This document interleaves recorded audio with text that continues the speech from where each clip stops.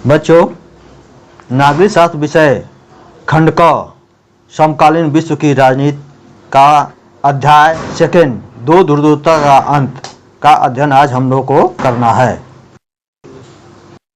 छात्रों, पहले चैप्टर में शीत युद्ध के दौर में दो गुटों का अध्ययन किया गया था जो दो महाशक्तियों अमेरिका और सोवियत संघ के बीच में चला था।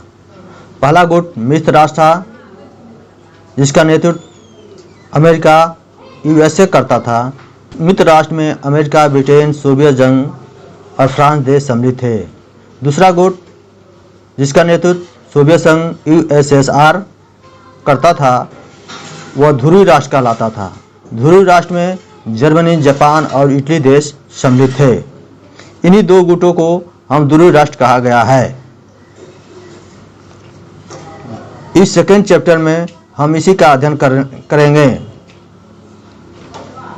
इसका अध्ययन करने के पहले हम लोग दो बिंदुओं पर अध्ययन करना आवश्यक समझेंगे। जैसे पहला है बर्लिन की दीवार और दूसरी है सोवियत संघ के विघटन के कारण। पहला बिंदु है बर्लिन की दीवार।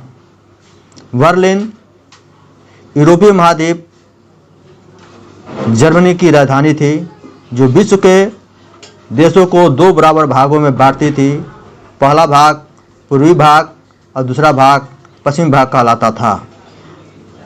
पश्चिमी भाग यानी पश्चिमी खेमे का नेतृत्व America USA United state of America और पूर्वी भाग यानी पूर्वी खेमा का नेतृत्व सोवियत संघ USSR union of Soviet society Republic करता था। इस दीवार का निर्माण 1961 में हुआ था जो 150 किलोमीटर लंबा था, जो 28 वर्षों बाद 9 नवंबर 1989 को वहां की जनता द्वारा तोड़ दिया गया। जनता अमेरिका और सोवियत संघ के वैचारिक प्रतिद्वंदिता से उब चुकी थी। अमेरिका पूंजीवाद का तो सोवियत संघ साम्यवाद का समर्थक था। हम थोड़ा आप लोगों को यह संक्षेप में बताना चाहेंगे कि पूंजीवाद और साम्यवाद क्या था। पूंजीवादी अर्थव्यवस्था में उत्पादन के साधनों पर सरकार के हस्तक्षेप के स्थान पर व्यक्ति का अधिकार होता था। यहाँ तक कि व्यापार वगैरह पर भी व्यक्तिगत अधिकार होता था, जबकि साम्यवादी व्यवस्था में सारी व्यवस्थाएं सरकार के हाथों में होती थी और उसका संचालन सरकारी विभागों अथवा सरकारी कर्मचारियों के माध्यम से होता था। इन्हीं दोनों महाशक्तियों की आपस की वैचारिक युद्ध से उबकर बर्लिन की दीवार की वहाँ की जनता ने गिरा दिया था। अब हम दूसरी बिंदु सोवियत संघ के विघटन के कारणों का अध्ययन करेंगे। सोवियत संघ के विघटन के अनेक उत्तरदायी कारण थे जिनका हम एक एक अध्ययन करेंगे। पहला कारण है नागरिकों की राजनीतिक और आर्थिक आकांक्षाओं का पूरा न कर पाना। वहाँ सोवियत संघ में जो कम्युनिस्ट सरकार थी वो अपने नागरिकों को न ही राजनीतिक और न ही आर्थिक आवश्यकताओं की पूर्ति करने में सक्षम हो पाती थी। दूसरा कारण है सोवियत प्रणाली पर नौकरशाही का शिकंजा। नौकरशाही का अर्थ वहाँ के अधिकारी व कर्मचारी से है जिनका काफ़ी बोलबाला था, जो जनता के हितों की अनदेखी किया करते थे। विघटन का तीसरा कारण कम्युनिस्ट पार्टी का अंकुश। सोवियत संघ में एकमात्र पार्टी कम्युनिस्ट पार्टी ही थी, कोई दूसरी पार्टी का वहाँ अस्तित्व नहीं था। दूसरे पार्टी का अस्तित्व न होने के कारण उस पर किसी अन्य प्रकार का अंकुश भी नहीं रहा करता था। इस तरह वहाँ की सरकार तानाशाह डिक्टेटरशिप जैसा माहौल बना रखी थी। सोवियत संघ के विघटन का चौथा कारण संसाधनों का अधिकतम उपयोग परमाणु हथियारों पर करना था। सोवियत संघ अपने वर्चस्व को बनाए रखने के उद्देश्य से अपने अधिकांश संसाधनों को अमेरिका के विरुद्ध लड़ाई हेतु परमाणु हथियारों के निर्माण में लगा दिया, जिससे जनता के विकास और सुख सुविधाएं प्रदान करने में असमर्थ रही। पांचवा कारण प्रौद्योगिकी और बुनियादी ढांचे में पश्चिमी देशों के मुकाबले पीछे रहना।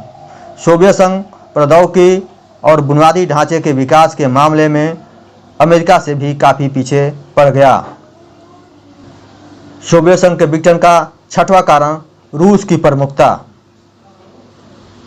सोवियत संघ 15 गणराज्यों को मिलाकर बना था, जिसमें अन्य देशों की तुलना में रूस की प्रमुखता बढ़ती गई और अन्य देश उसे असंतुष्ट होते गए और फिर अपने आप को अलग व स्वतंत्र होते चले गए। अंत में 25 दिसंबर 1991 को सोवियत संघ का विघटन हो गया। सोवियत संघ के विघटन का 7वां कारण गोर्बाचोव द्वारा किए गए सुधारों का विरोध का होना है। माइकल गोर्बाचोव 1988 में सोवियत संघ के राष्ट्रपति चुने गए। उन्हें साम्यवाद में अविश्वास तो नहीं था, पर वह सोवियत व्यवस्था में राजनीतिक और आर्थिक सुधार लाना चाहते थे।